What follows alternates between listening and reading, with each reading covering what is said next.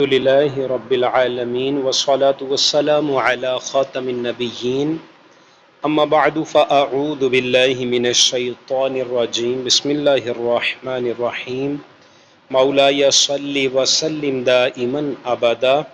علی حبیبک خیر خلق کلہم۔ عزیز طلبہ کرام، عاشقان رسول، ادارہ معرفت القرآن کے زیر انتظام ہمارا شرح العقائد النسفیہ، اس کا درس جاری و ساری ہے۔ آج انشاءاللہ الکریم ہم اس کا غالباً 5واں سبق پڑھیں گے۔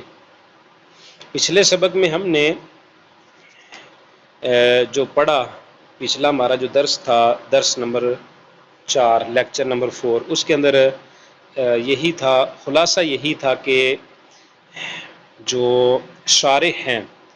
علامہ تفتازانی رحمۃ اللہ علیہ، علامہ سعد الدین تفتازانی رحمۃ اللہ علیہ، وہ فرماتے کہ میں نے چاہا کہ میں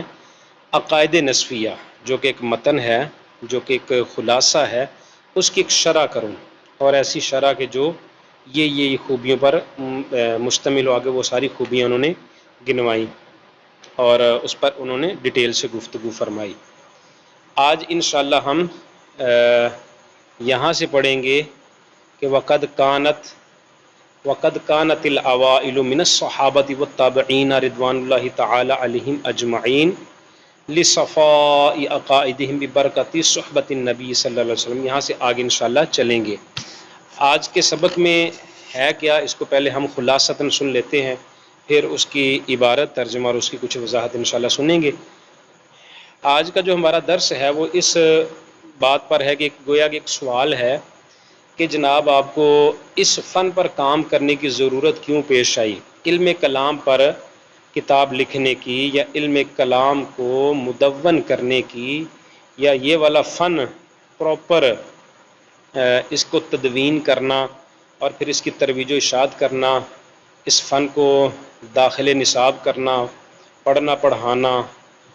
علماء تیار کرنا، علماء کو یہ فن پڑھانا، یہ اس کی ضرورت کیوں پڑی؟ کیا صحابہ کرام نے بھی یہ فن پڑھا؟ کیا تابعین نے یہ فن پڑھا؟ کیا ائمہ دین ان سب بزرگ ہستیوں نے کیا یہ فن پڑھا ہے جو آپ پڑھ رہے ہیں؟ اگر وہ نہیں پڑھ رہے تو آپ کیوں پڑھ رہے ہیں؟ تو اس حوالے سے یہ کہہ لیں کہ آج کا ہمارا ٹاپک ہے، اسی پر کچھ گفتگو فرمائیں گے۔ تو بلا تمہید اب بلا تاخیر شروع کرتے ہیں۔ فرمایا وقد كانت الاوائل من الصحابۃ والتابعین رضوان اللہ تعالی علیہم اجمعین لصفاء عقائدہم ببرکۃ صحبۃ النبی صلی اللہ علیہ وسلم۔ فرماتے ہیں وقد كانت الاوائل، اوائل کہتے ہیں اول سے، یعنی شروع کا زمانہ جو ہے، شروع کا جو زمانہ تھا، من الصحابۃ والتابعین، صحابہ کا اور تابعین کا، رضوان اللہ تعالی علیہم اجمعین، اللہ پاک ان سب سے راضی ہو، لصفاء عقائدہم، عقائد کا خوبصورت عقائد والا زمانہ تھا کہ جو عقائد جو تھے وہ اچھے تھے۔ اچھا جی، اور ان کے عقائد اچھے تھے، ببرکت صحبت النبی صلی اللہ علیہ وسلم، سرکار دو جہاں پیارے آقا مکی مدنی مصطفیٰ صلی اللہ علیہ وسلم کی برکت سے، وقرب العہد بزمانہ ولقلۃ الوقائع والاختلاف، وقرب العہد، اور تابعین کو بھی اور صحابہ کو بھی، صحابہ نے تو چونکہ حضور کا زمانہ بظاہر حیات شریف کا زمانہ پایا، اور جو تابعین ہیں انہوں نے بھی قرب العہد بزمانہ، وہ ان کا بھی بڑا قریب زمانہ تھا نبی پاک صلی اللہ علیہ وسلم سے، ولقلۃ الوقائع، اور ایسے واقعات بھی بہت کم ہوئے تھے، والاختلافات، اختلافات بھی کم تھے، وتمکنہم من المراجعۃ الی الثقات، اور یہ چیز بھی واضح طور پہ ممکن تھی کہ ان ساری ہستیوں کے جو مراجعت تھی وہ ثقات افراد کی طرف تھی، یعنی جس کو بھی جو مسئلہ درپیش ہوتا، جس کو بھی جو مسئلہ میں کوئی پریشانی ہوتی تو وہ کیا کرتے، الی الثقات، قابل اعتماد شخصیات سے رجوع کرتے۔ اچھا جی، اور ان سے نا مسئلہ دریافت کرتے، اور یہ جو ہستیاں تھیں مستغنیین عن تدوین العلمین، تو وہ ان دونوں علموں کے کی تدوین سے مستغنی تھے، ان کو اس چیز کی ضرورت نہیں تھی۔ ہم نے پچھلے سبق میں پڑھا تھا کہ علم دو طرح کا ہے، ایک علم اعتقادیہ ہے، ایک علم عملیہ ہے۔ اعتقادیہ جن کا تعلق علم العقائد سے ہے، یا یوں کہہ لے کہ عقائد سے ہے، اور دوسرا ہے علم العمل، عمل والا علم یعنی فقہ کا علم۔ تو فرماتے ہیں یہ دونوں علم جو تھے نا، ان سے یہ ہستیاں مستغنی تھیں، صحابہ جو تھے، تابعین جو تھے، یہ ہستیاں اس سے مستغنی تھی۔ وَتَرْتِيبِهِمَا أَبْوَابًا وَفُصُولًا، تو انہوں نے اس کو مدون کرنے میں اور باب وار اور تفصیل وار مرتب کرنے میں، وَتَقْرِيرِ مَقَاصِدِهَا فُرُوعًا، اور اسی طرح اس کے مسائل کو جزیات اور کلیات کی شکل میں بیان کرنے سے وہ مستغنی تھے۔ وَتَقْرِيرِ مَقَاصِدِهَا، اس کے ان دونوں کے مقاصد کی تقریر میں، فروعاً اس کی فروع، و اصولاً اس کی اصل، الا اس طرح کہ ان حادثت الفتن بین المسلمین، کہ مسلمانوں کے مابین جو فتنے تھے، والبغی علی ائمۃ الدین، اور پھر بعد میں کیا ہوا کہ ائمہ دین پر ظلم رونما ہوا، وظہر اختلاف الآراء، پھر جو رائے تھی اس کے اندر اختلاف ظاہر ہوا، والمیل الی البدع والاہواء، پھر بدعت کی طرف اور اہوا یعنی خواہشوں کی طرف میلان ہوا، وکثرت الفتاوی، اور پھر فتاوی بکثرت ہوئے، والواقعات، اور اہم مسائل بھی ہوئے، والرجوع الی العلماء، پھر علماء کی طرف رجوع ہوا، فی مہمات میں، فاشتغلوا بالنظر والاستدلال، اور علماء مشغول ہو گئے ان علوم کے اندر، بالنظر والاستدلال، نظر کرنے کے ساتھ اور ان سے استدلال کرنے کے ساتھ، والاجتہاد والاستنباط، اور اجتہاد و استنباط کا معاملہ ہوا، وتمہید القواعد والاصول، اور قواعد و اصول تیار کرنے میں لگ گئے، وترتیب الابواب والفصول، اور ابواب کی ترتیب دینے میں، والفصول، اور فصلوں کو ترتیب دینے میں لگ گئے، وتکثیر المسائل بأدلتها، اور دلائل کے ساتھ بہت زیادہ مسائل بیان کرنے میں لگ گئے، وتکثیر المسائل، بہت سارے مسائل بیان کرنے میں لگ گئے، بأدلتها، ان کے دلائل کے ساتھ، وإراد شبہ، اور اس کے جو مشابہ ہے اس کو بیان کرنا۔ اچھا جی،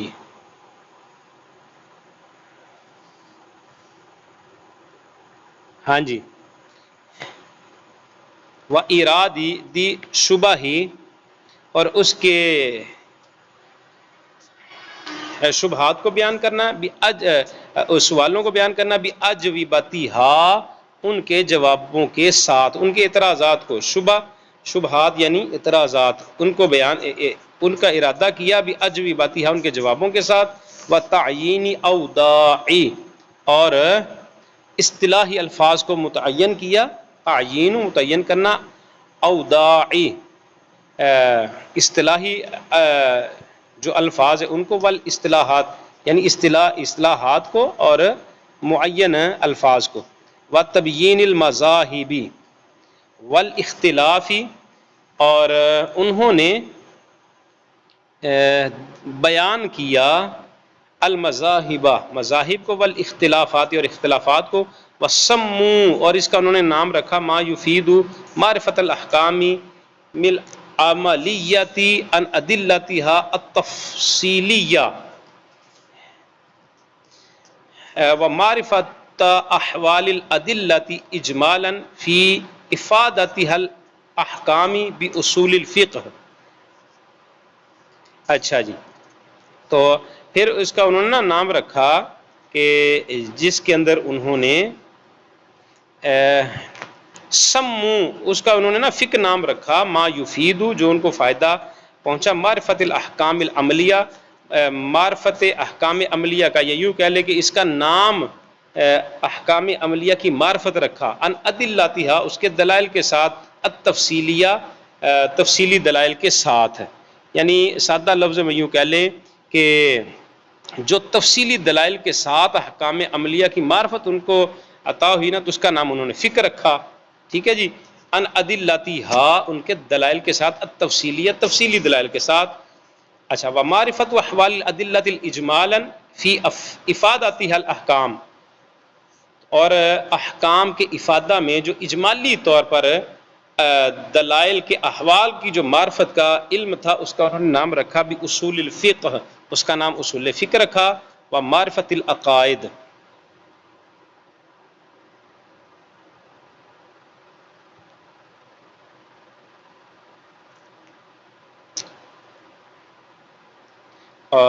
جی ہاں، و معرفت العقائد، اور عقائد کی معرفت. ان ادلتھا التفصیلیہ، اور جس میں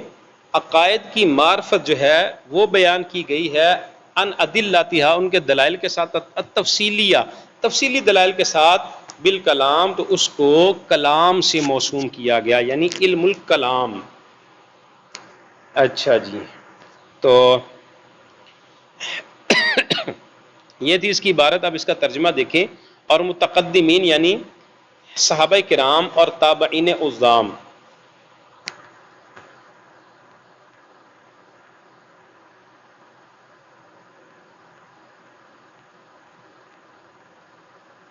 ہاں جی، متقدمین یعنی صحابہ کرام اور تابعین کرام آقائے دو جہاں صلی اللہ علیہ وسلم کی صحبت کی برکت اور آپ صلی اللہ علیہ وسلم کی ظاہری حیات کے زمانے کے قریب ہونے کی وجہ سے، اور نئے مسائل اور اختلافات کم پیش آنے کی وجہ سے، اور قابل اعتماد شخصیات سے رجوع اور ان سے دریافت کرنے پر قادر ہونے کی وجہ سے، ان دونوں علموں، اب کون سے دو علم؟ علم الشرائع والاحکام، یعنی جسے علم فقہ کہا جاتا ہے، اور علم التوحید والصفات، یعنی جسے علم العقائد کہا جاتا ہے، اس کو مدون کرنے اور باب وار فصل وار مرتب کرنے اور ان کے مسائل کو جزیات اور کلیات کی شکل میں بیان کرنے سے مستغنی اور بے نیاز تھے. یہاں تک کہ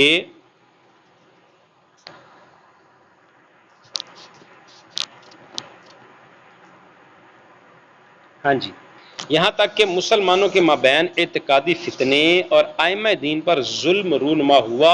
اور راویوں کا اختلاف اور بدعات و خواہشات نفس کی طرف لوگوں کا میلان ظاہر ہوا، اور نئے نئے مسائل اور ان کے متعلق علماء کے فتاوی اور اہم مسائل میں علماء کی طرف لوگوں کا رجوع بڑھ گیا، تو علماء کرام نظر و استدلال، اجتہاد و استنباط اور قواعد و اصول تیار کرنے اور ابواب و فصول ترتیب دینے اور دلائل کے ساتھ زیادہ سے زیادہ مسائل بیان کرنے اور اعتراضات کو ان کے جوابات سمیت ذکر کرنے اور اصطلاحی الفاظ کو متعین کرنے اور مذاہب و اختلافات بیان کرنے میں لگ گئے. انہوں نے اس علم کا نام جو تفصیلی دلائل کے ساتھ احکام عملیہ کی معرفت عطا کرے فقہ رکھا، کہ جس میں عملی طور پر جو اعمال ہیں ان کے جو دلائل بالتفصیل بیان کیے جائیں گے، اس کا نام انہوں نے فقہ رکھا. اچھا جی، جو ادلہ کے ان احوال کی اجمالی معرفت عطا کرے اس علم کا نام انہوں نے اصول فقہ رکھا. اور جو تفصیلی دلائل سے عقائد کی معرفت ہے، یہاں پر اعمال کی نہیں بات ہو رہی، عقائد کی. اگر تفصیلی دلائل اعمال کے ہوتے تو فقہ، اور اگر عقائد کی معرفت عطا کرے تو اس کا نام کلام رکھا، یعنی علم الکلام. اچھا جی،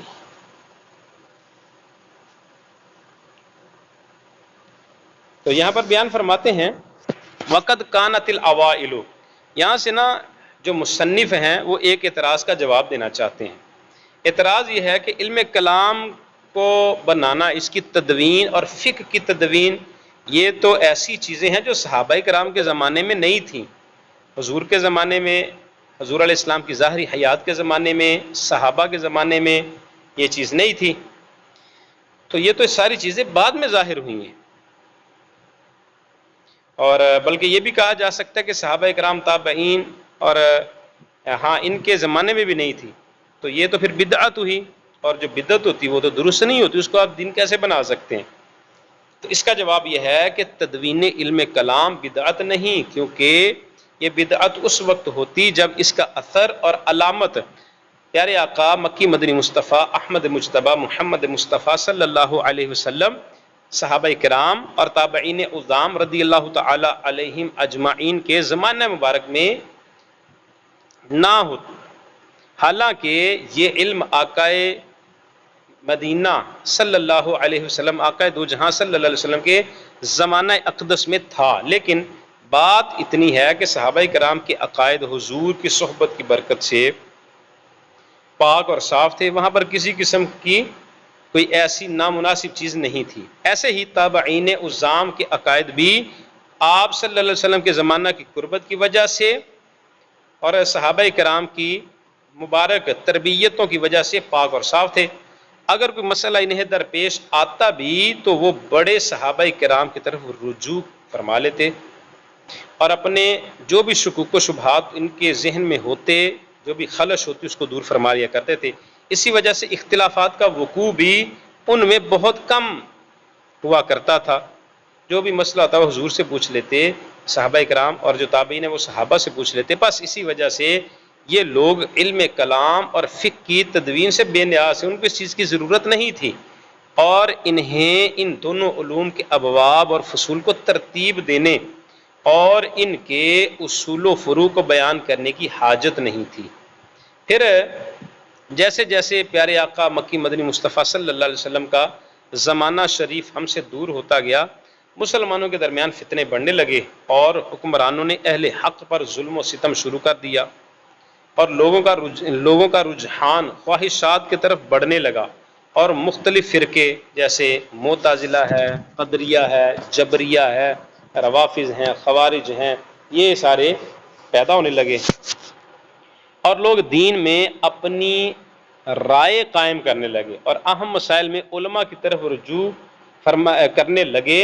تو علماء نظر و استدلال اور اخذ و استنباط میں مشغول ہو گئے اور ان مسائل کو ابواب اور فصول میں ترتیب دینے لگے اور ان دونوں علوم کی تدوین میں مشغول ہو گئے۔ تو انہوں نے اصطلاحات، اوضاع اور اختلاف مذاہب کو بیان کیا اور ان پر وارد ہونے والے اعتراضات اور ان کے جوابات دیے۔ تو یہ ہستیاں جو تھیں، یہ ان کا امت پر احسان ہے کہ انہوں نے جب یہ سارے معاملہ دیکھے تو بر وقت امت کو سنبھالا ان علماء کرام نے، اور یہ دونوں علوم مدون کیے، ان کی تدوین میں انہوں نے اپنے شب و روز صرف کیے، اور اس کے بہتری کے لیے اور اس کی ترویج و اشاعت کے لیے اور اصلاح امت کے لیے اور اصلاح عقائد وغیرہ کے لیے انہوں نے یہ سارا بیڑا اٹھایا تھا۔ جس علم میں احکام عملیہ کی معرفت ادلہ تفصیلیہ سے حاصل ہوتی ہے اسے فقہ کا نام دیا جاتا ہے۔ فقہ کسے کہتے ہیں؟ جس علم میں احکام عملیہ کی معرفت ادلہ تفصیلیہ سے، یعنی تفصیلی دلائل سے حاصل ہوتی ہے، اور جس علم میں احکام کی معرفت دلائل کے ساتھ تفصیلی نہیں بلکہ اجمالی دلائل سے ہوتی ہے تو اس کو فقہ نہیں بلکہ اصول فقہ کے نام سے موسوم کیا جاتا ہے۔ اچھا، یہ فقہ اور اصول فقہ میں تھوڑا سا فرق ہے۔ جو فقہ ہے وہاں پر احکام عملیہ کی معرفت ادلہ تفصیلیہ سے ہوتی ہے، لیکن جو اصول فقہ وہاں پہ اس کی جو معرفت ہے وہ اجمالی دلائل سے ہوتی ہے، تو اس کو اصول فقہ کے نام سے موسوم کر دیا گیا۔ اور جس علم میں عقائد کی معرفت ادلہ تفصیلیہ سے حاصل ہو اس علم کو علم الکلام کے نام سے موسوم کیا جاتا ہے، یعنی جس میں عقائد کی بات ہوتی ہے اور بات بھی دلائل سے اور دلائل بھی تفصیلی، تو ایسا جس فن کے اندر ہوگا اس فن کو علم الکلام کہا جاتا ہے۔ تو یہ جو انہوں نے فرمایا نا کہ الا ان حدثت الفتن، کہ پہلے نیک اور سکہ لوگ موجود تھے اور اختلاف نہیں تھا، جیسے جیسے میرے پیارے آقا مکی مدنی مصطفیٰ صلی اللہ علیہ وسلم کا مبارک زمانہ جو تھا آپ کی ظاہری حیات کا وہ دور ہوتا گیا، مختلف قسم کے مسائل اور اختلافات ہوتے چلے گئے، یہاں تک کہ فتنوں کا ظہور، اور فتنوں سے مراد مختلف فتنے جیسے معتزلہ اور خوارج وغیرہ یہ نکلے۔ اچھا جی، تو پھر انہوں نے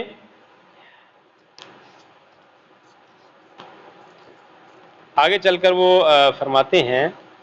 یہ دوسری لائن پہ نا، والبغی علی ائمۃ الدین، تو متعدد ائمہ کرام پر ظلم ہوا، بالخصوص حضرت امام احمد بن حنبل رحمۃ اللہ تعالی علیہ کو سخت سخت سزائیں دی گئیں جب قرآن کے مخلوق اور غیر مخلوق ہونے کا مسئلہ پیش آیا۔ یہ وہ زمانہ تھا کہ امام اعظم علیہ الرحمہ وصال فرما چکے تھے، اور امام شافعی علیہ الرحمہ مصر چلے گئے تھے، اور حکومت کی باغ دوڑ معتزلہ کے ہاتھ میں تھی۔ بس سارا بوجھ امام احمد بن حنبل رحمۃ اللہ علیہ کو اٹھانا پڑا۔ معتزلہ کا مذہب یہ ہے کہ قرآن مخلوق اور حادث ہے، لیکن امام احمد بن حنبل رحمۃ اللہ تعالی علیہ نے ان کے خلاف فتویٰ دیا، اور یہی اہل سنت و جماعت کا عقیدہ اور نظریہ ہے کہ کلام کی دو قسمیں ہیں۔ نمبر ایک، کلام نفسی، وہ کلام جو اللہ تعالیٰ کے ساتھ قائم ہے، جو الفاظ اور صوت کے قبیل سے نہیں، یعنی اللہ تعالیٰ کا جو کلام ہے اس میں الفاظ نہیں ہے اور اس کی آواز بھی نہیں، الفاظ بھی نہیں، آواز بھی نہیں۔ اور نمبر دو، کلام لفظی، وہ کلام ہے جو الفاظ اور اصوات کے قبیل سے ہے۔ کلام لفظی تو ہمارے اور معتزلہ دونوں کے نزدیک حادث ہے، لیکن کلام نفسی ہمارے نزدیک حادث نہیں ہے، یہ ہمارے نزدیک حادث نہیں بلکہ قدیم ہے، جبکہ معتزلہ اسے بھی حادث مانتے ہیں۔ بس وہ اس اختلاف پر امام احمد بن حنبل رضی اللہ تعالیٰ عنہ کو ہر روز کوڑے مارتے، یہاں تک کہ امام احمد بن حنبل رحمۃ اللہ علیہ اپنے اس موقف پر ڈٹے رہے اور سزائیں جھیل جھیل کر شہید ہو گئے۔ تو عزیز طلبہ کرام، عاشقان رسول، اس سے ایک چیز تو بالکل واضح پتہ چلی کہ یہ جو علوم مدون ہوئے ہیں اس میں بڑی قربانیاں شامل ہیں، اس میں بڑا کچھ ہے کہ جو ہمارے بزرگوں نے ہمارے لیے کیا۔ اچھا جی، آگے چلے جی، آگے آتا ہے کہ پھر اس کے دوسرے ہی آپ کو نا دوسری لائن میں نظر آ رہا ہے، بلکہ تیسری میں نظر آ رہا ہے، والمیل الی البدع والاہواء، کہ وہ لوگ جو ہے وہ بدعت اور نفسانی خواہشات کی طرف بڑھے۔ تو بدع، یہ بدعت کی جمع ہے، اور بدعت سے مراد ہر نیا عقیدہ جس کا وجود عہد رسالت مآب صلی اللہ علیہ وسلم میں نہ ہو۔ اچھا جی، اچھا یہاں پر کچھ لوگ نا غلط طرح سے مطلب کہ مس گائیڈ لوگوں کو کرتے ہیں کہ کل بدعت دلالہ، یہ والی حدیث وہ سنا کر کہتے کہ ہر جو کام ہے اگرچہ وہ اچھا ہو یا برا ہو، وہ سارے ہی جو حضور علیہ السلام کے زمانے کے بعد ہیں وہ بدعت ہیں، اور ہر بدعت گمراہی ہے۔ تو یہاں پر بیان کیا جاتا ہے کہ بالعموم لوگ جو ہے نا کلو بدعت دلالت کا مفہوم و معنی یہ مراد دیتے ہیں کہ ہر نیا عمل یا کام گمراہی ہے، یعنی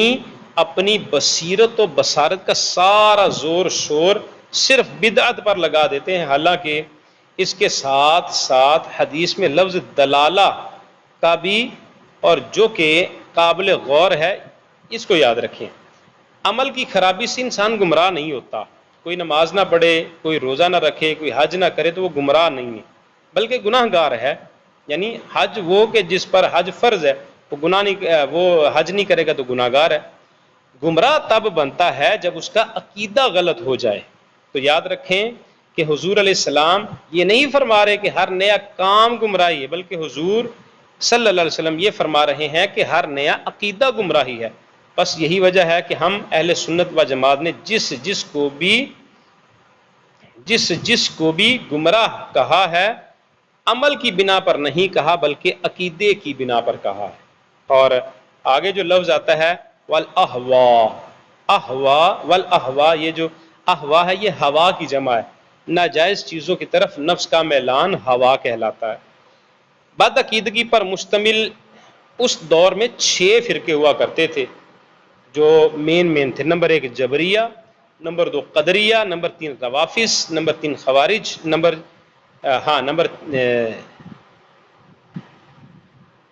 4 خوارج، نمبر 5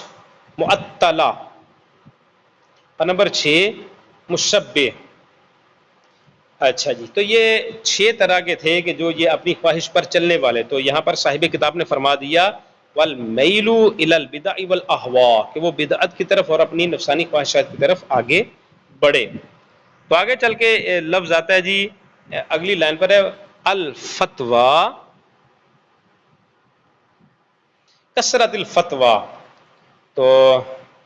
سوری فتاوا، جو فتاوا ہے یہ فتویٰ کی جمع ہے، اور فتویٰ یہ فتن سے ماخوذ ہے، جس کا معنی طاقتور جوان ہے، طاقتور جوان کو فتن کہا جاتا ہے۔ اچھا جی، فتویٰ کو فتویٰ اس لیے کہتے ہیں کہ مفتی حادثہ عارضہ میں مسائل کو قوت دیتا ہے۔ اچھا جی، پھر آگے آتا ہے جی الفتن بین المسلمین، بین المسلمین کہہ کر اس امر کی طرف اشارہ کیا کہ معتزلہ کافر نہیں بلکہ صرف گمراہ تھے۔ اچھا جی، آج کے لیے اتنا ہی کافی ہے، اس کو ہی آپ دیکھ لیجئے گا، اس کا خلاصہ ایک بار آپ پھر سے ہم اس کو دیکھ لیتے ہیں۔ تو مصنف فرماتے ہیں وَقَدْ كَانَتِ الْأَوَائِلُ مِنَ الصَّحَابَةِ وَالتَّابِعِينَ، جو اوائل کا زمانہ تھا نا متقدمین کا، صحابہ و تابعین کا رضی اللہ تعالی علیہم اجمعین کا،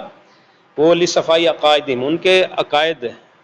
پیور صاف ہونے کی وجہ سے، کس وجہ سے، کس برکت سے، ببرکت صحبت النبی صلی اللہ علیہ وسلم، سرکار صلی اللہ علیہ وسلم کی صحبت بابرکت ہونے کی وجہ سے ان کے عقائد صاف تھے، وقرب العہد بزمانہ، اور سرکار صلی اللہ علیہ وسلم کے زمانے کے بھی پاس تھے، ولقلۃ الوقائع، اور واقعات بھی اتنے نہیں ہوئے تھے، والاختلافات، اور اختلافات بھی اتنے نہیں ہوئے تھے، وتمکنہم من المراجعۃ، اور ممکن تھی مراجعت یعنی رجوع کرنا کن کی طرف، الی الثقات، ثقہ جو قابل اعتماد افراد ان کی طرف، تو صحابہ کرام دوسرے صحابہ کرام کی طرف رجوع کرتے ہیں سرکار کی طرف، یا اسی طرح جو تابعین ہیں وہ صحابہ کرام کی طرف رجوع کرتے۔ اچھا، تو یہ ساری جو ہستیاں تھیں نا، صحابہ کرام، تابعین، تبع تابعین، یہ قرب